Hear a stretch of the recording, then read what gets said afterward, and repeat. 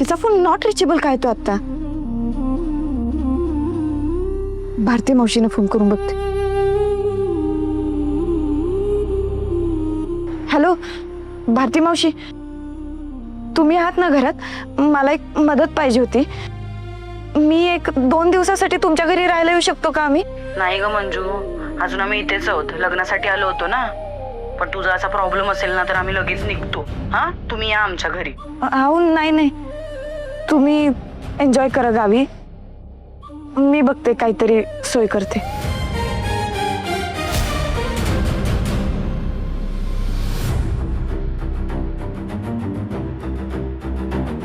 Hello, hotel गुलमोहर.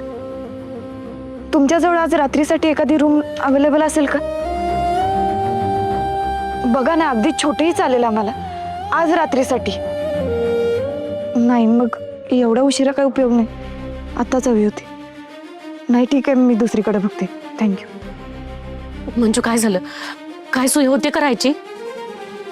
नाही ग, हॉटेल्समध्ये रूम मिळेनात. मयुरीचा फोन नॉट रिचेबल आहे आणि भारती मावशी ऐन वेळेस साताऱ्यात नाहीये. मग काय करायचं आता? अगं अमरील लई थंडी वाजते आणि थंडी गाठीचं तिला असं बाहेर ठेवणं चांगलं नाही ग. डॉक्टरने बी काळजी घ्यायला सांगितली तिची. अमरे, लई त्रास होते का ग? नाही ते मी बरी. नेहमी सारखीच थंडी वाजून आली, फक्त एवढं काही नाही. उगाच खोटं बोल नकोस. इथं मला थंडी वाजते आणि तुला वाजत नाही म्हणतेस होय ग? 2 जीवांची आहेस तू, मला कळतंय सगळं. अगं गरोदर पाहिजे, हातपाय थंड पडणं चांगलं नसतंय मंजू. काहीतरी कर बाई.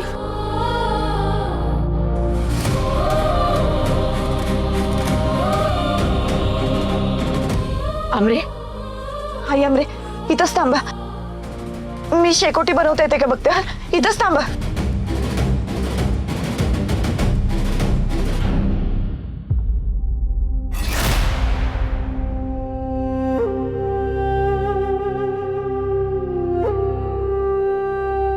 सत्यदादा, हीच ती जागा आहे. इथंच तात्या लपून बसलाय. खबर पक्की आहे ना? हो, एकदम पक्के आहे सत्यदादा. आपल्याला खबर कळले हे त्याला जर माहीत असेल तर तो सावध असेल. होय, म्हणूनच सगळ्यांनी एकदम अलर्ट राहा. स्वतःची काळजी घ्या. हे बघा, तुम्हाला साधं खरचटलेलं सुद्धा नको आहे मला. आलं लक्षात? सत्या, तू पण जरा सांभाळून. तात्या येतो आधीच तुमच्या वाईटावर टाकला इथं. सत्या, एक काम करूया का? वाघमन मॅडमनं कळूया का? म्हणजे पोलिसांच्या अखंड फौज घेऊन येतील ते इथं. नाही, नको, आत्ता नको. आधी आपण खात्री करून घेऊया. चला, तुम्ही इकडे जावा, आम्ही इकडे बघतो.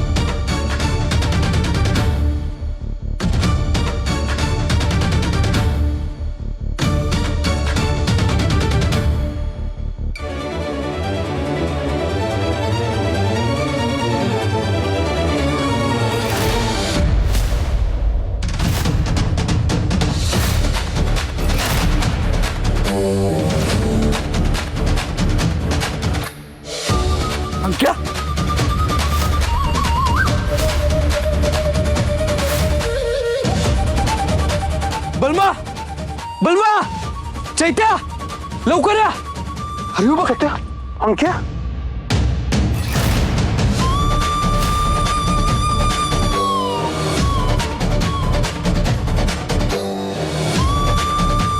बलमा अरे याचा श्वास चालू आहे, याला दवाखान्यात घेऊन जाऊ. हो चल हो चल.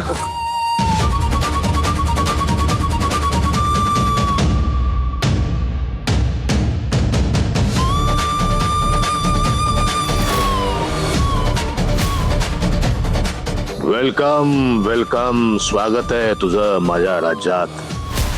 मला माहित होतं एक ना एक दिवस तू मला शोधत शोधत येणारच आहेस, कारण माझ्यावर प्रेमच एवढं करतोस तू. तुला काय वाटलं तुझ्या स्वागतासाठी हार तुरे घेऊन उभा राहीन मी, पाय घड्या अंतरेन मी तुझ्यासाठी. हा ये ये, तुझ्या स्वागतासाठी तुझ्याच माणसांना ठेवलंय नेमलंय मी. ये वाट बघतोय तुझी, भेटू लवकरच.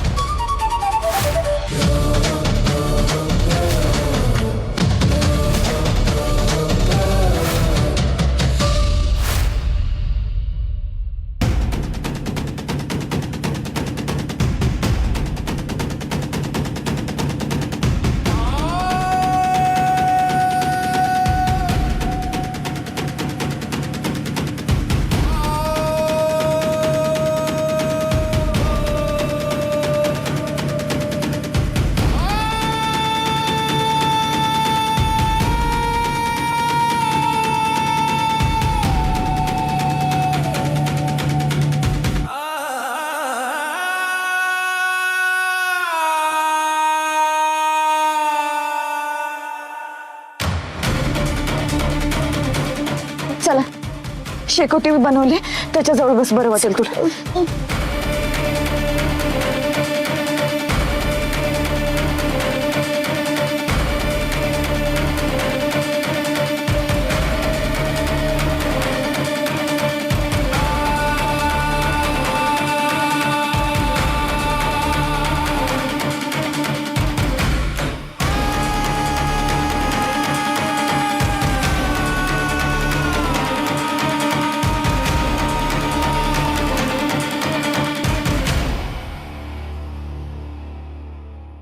आई, ताप कमी आला का ग तिचा? मागासपेक्षा जरा कमी गरम वाटतंय का अंग? आमरे बरं वाटतंय ना? हा राहायची सोय झाली असती तर तिचा नीट आराम तरी झाला असता. मी अजून बघते कुठं सोय होते का. मंजू, मला काय वाटतंय, आपण जाऊ परत सत्यजितरावांच्या घरी राहायला. तू एकदा फोन करून त्यांच्याशी बोलून घे ना. नाही आई, त्या घरात नाही जायचं परत. हे बघ, तिथं आपण एकदा गेलो ना की परत तुझा आणि दीदीचा अपमान होणार आहे. आणि जिथे तुमच्या दोघींचा अपमान होतोय ना तिथं मला अजिबात नाही राहायचं. आमरे, अगं जरा तुझी अवस्था बघ. आणि अशा थंडी गारड्यात कुठं फिरणार होता आपण, सांग बघू. मी एक वेळ मम्मी साहेबांनी केलेला अपमान सहन करीन, पण तुझी आबाळ नाही सहन करणार बाळ. आई नाही काय माझी आबाळ होता. तिथं जाण्यापेक्षा ना कुठेतरी रस्त्यावर खुपटं करून राहील, पण त्या घरात नाही मी परत जाणार. हमरे, जरा शांत राहा तू. हा, आम्ही बघतो काय करायचं ते, तू शांत राहा. अगं तिथे त्या मम्मी साहेबांनी ना तिथे गेल्यापासून दिवस रात्र नुसतं राब राबवलंय, घरगडी करून ठेवलंय नुसतं. जरा कुठं पाठ टेकावी म्हटलं की नसलेली कामं पण उकरून काढतात. मला नाही जायचं परत तिथं, मी नाही जाणार आहे. हमरे, नाही जायचं तिथं, नाही जायचं आपण. हा, शांत हो बघू तू.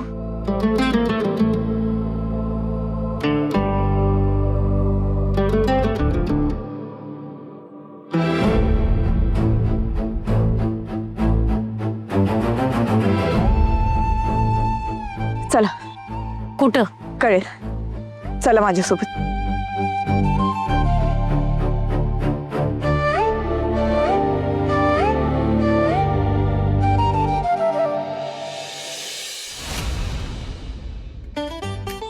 बया, सकाळपासून कामं करून पाठीचं कणापार रुसून बसलाय. कामं करून करून कधी संपायची कामं.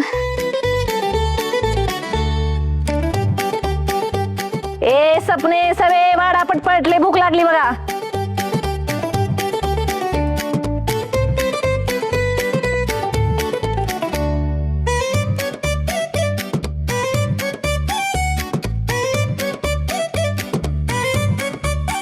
सवय ते त्रिकुळ घरात होतं ते बरं होतं ग.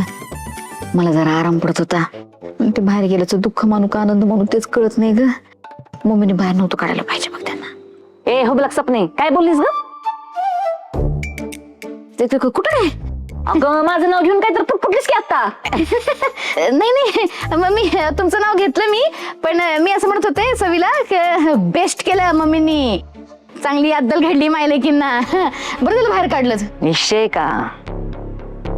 ही सपनी, किती दिवसापासून मी आतल्या आत अशी धुमसत होते, धुमसत. एकतर ह्या तिघी मायलेकी माझ्या मनाविरुद्ध ह्या घरात आल्या, आणि जवा जवा त्या माझ्या नजरेसमोर यायच्यात नाही, तवा तवा माझी तळपायाची अशी मस्तकच जायची पहा.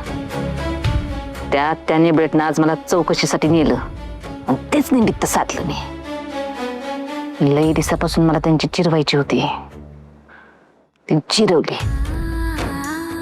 त्या तिघी मायलेकीनं तिला हाकलून घराच्या बाहेर. मम्मी साहेबाशी पंगा म्हणजे साताऱ्यात दंगा असतोय, दंगा.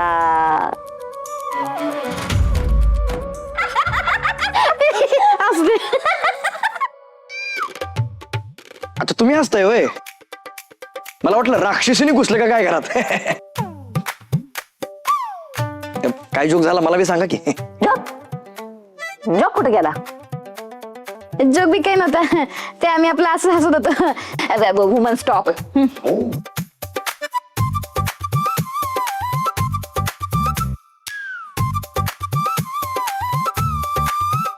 सवे मला पण वाढ, मी आलोच हात पाय धुवून. आया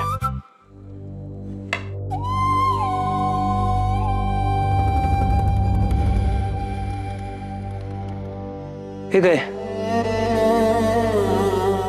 अमृत आणि तिची आई नाही आली जेवायला?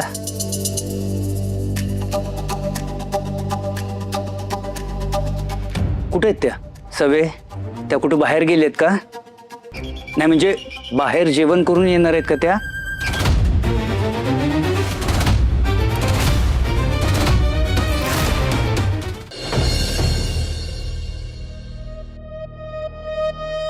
माया, अमृता आणि तिची आई कुठे आहे?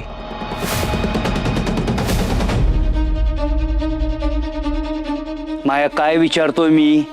कुठे आहेत त्या दोघी? दिले हाकलून. हेच ऐकायचं होतं ना तुम्हाला?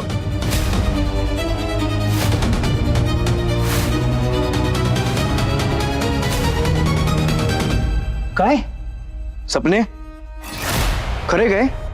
हो. माया, अगं का वागलीस असं? तुला जनाची नाही मनाची तर लाज आहे का नाही? ओ पेंटर, त्या घरघुशीने बिनबुडाचा आरोप केला माझ्यावर, तिला दिसत तुम्हाला? माझ्या लेकर खुनाचा आरोप केला, आणि 3 वर्षांनी परत आल्यावर काय केलं? माझ्या लेकर गोळी झाडली. तेव्हा त्या चांडाळीला नाही का वाटली लाज मनाची ना जनाची? माया, अगं अजून तू तेच घेऊन बसलीस? हा, घेऊन बसले, आणि मग रस्त्यावर घेऊन बसणार. मी आयुष्यात कधीच तिला माफ करत नसते, आणि ती मेरी का नाही का तिच्या माहितीला बी जात नसते. माया, अगं लोकांच्या मरणाचीच का वाट बघत असतेस तू? अगं माणूस आहेस का कोण आहेस? आणि मंजूनं सत्यावर आरोप केले, त्याच्यावर गोळी झाडली, हे सगळं आठवतंय तुला? पण त्याच मंजूनं सत्याचा जीव वाचवलाय हे मात्र विसरून गेलीस ना? अगं त्या तात्याच्या गुंडांनी सत्यावर हल्ला केला तेव्हा मंजूनच सत्याचा जीव वाचवला होता ना? विसरलीस का सगळं? मम्मी, अगर रागाच्या भरात इतकी निष्ठुर का वागलीस तू? अगं बाकीच्यांचं राहू दे, निदान अमृतचा तर विचार करायचा. 2 जीवांची आहे ती. लई चुकीचं वागलीस मम्मी तू. ए मुर्द्या जाय द्या, काय चूक काय बरोबर ही तू मला शिकवणार आहे? आणि ओ पेंटर, तुम्ही तर काहीच बोलू नका. माझी अक्कल काही शेण खायला गेली नव्हती. कुणाला कसं वागायचं का नाही ही बराबर समजतं मला. तिने ब्रेट माझ्या डोक्यावर बसत चालली होती, म्हणून तिला बराबर खाली खिचली बघा मी. आत्ता कुठं माझं मन शांत झालंय. बस कर माया. आम्ही कुणीही घरात नसताना असा डाव साधलास का तू? ओ पेंटर, आवाज करायचं काम नाही सांगून ठेवते. तू आवाज चढवायचा नाहीस.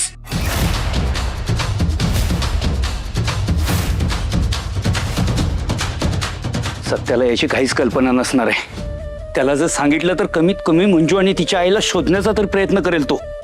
हा, लावा लावा, सत्याला फोन लावा, नाही तर अजून मंत्र्याला फोन लावा. माझ्या पॅलेस मध्ये कोण राहणार कोण नाही ही फक्त मी ठरवणार.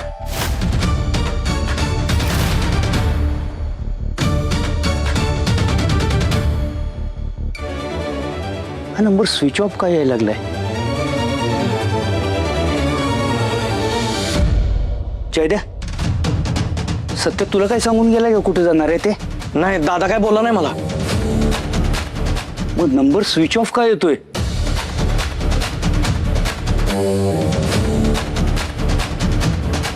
पिक्चर मायली की भाकरीसाठी निवाऱ्यासाठी कुठेतरी फिरत असल्यात भीक मागत. वाढबाई सपने, परक्यान पै आपण आपली कशाला भूक मारायची?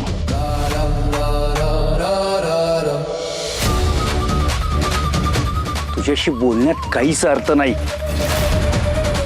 निर्लज्जम सदा सुखी आहेस तू.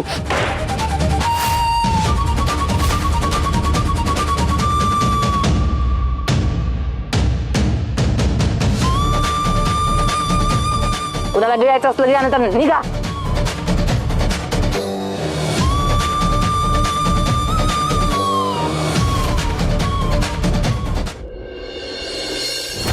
हो मॅडम, हो मॅडम, बरं झालं तुम्हाला. हो मॅडम, मला भूक लागली. खायला आलं का तुम्ही? हो मॅडम, मला काही खायला द्या की. मॅडम, तुम्ही यावेळी काय काम होतं का? नाही, एक फोन करायचा ना, आम्ही तुमच्याकडे आलो असतो. भंडारे मामा, आमचा जरा राहायचा प्रॉब्लेम झालाय आणि बाहेर पण सोय होत नाहीये, तर आज रात्री इथंच थांबतो.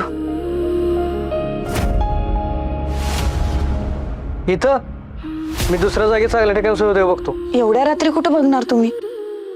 आज थांबतो इथं, उद्या बघू. मॅडम, काय काळजी करू नका, आपण इथंच तुमची सगळी व्यवस्था करू, तुमच्याच केबिनमध्ये. मॅडम थांबा. शिंदे, बिछाण्याची व्यवस्था करा.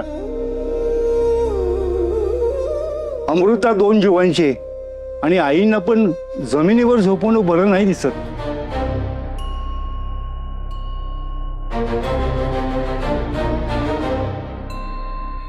थँक्यू. अहो, थँक्यू कसं देतात? तुम्ही आमच्या अडी अडचणीला नेहमी उभे राहता, आमची काळजी घेता, आणि आज तुम्हाला मदतीची गरज आहे तर आम्ही फक्त बघत बसायचं? नाही नाही, ते काही नाही. तुम्ही अगदी निश्चिंत राहा, काळजी करू नका. या.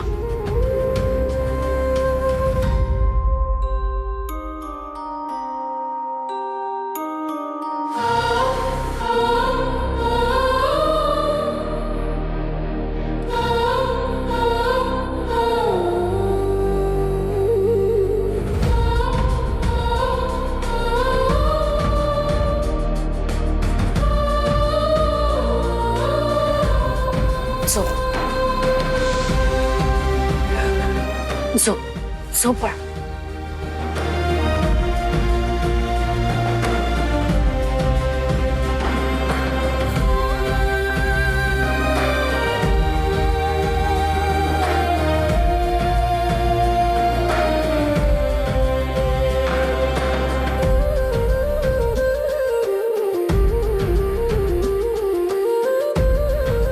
मंजू, मला थोडं बोलायचंय तुझ्याशी.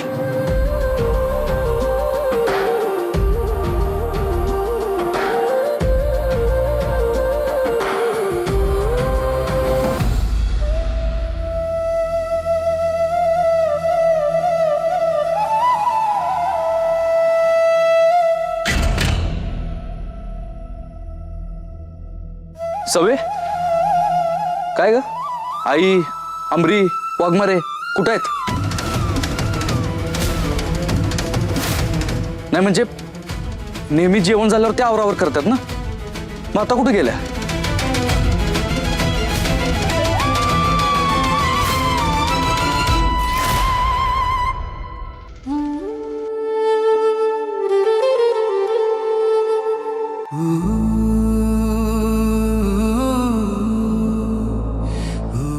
मंजू, गरोदरपणात बाईला आनंदी ठेवायचं असतं ग.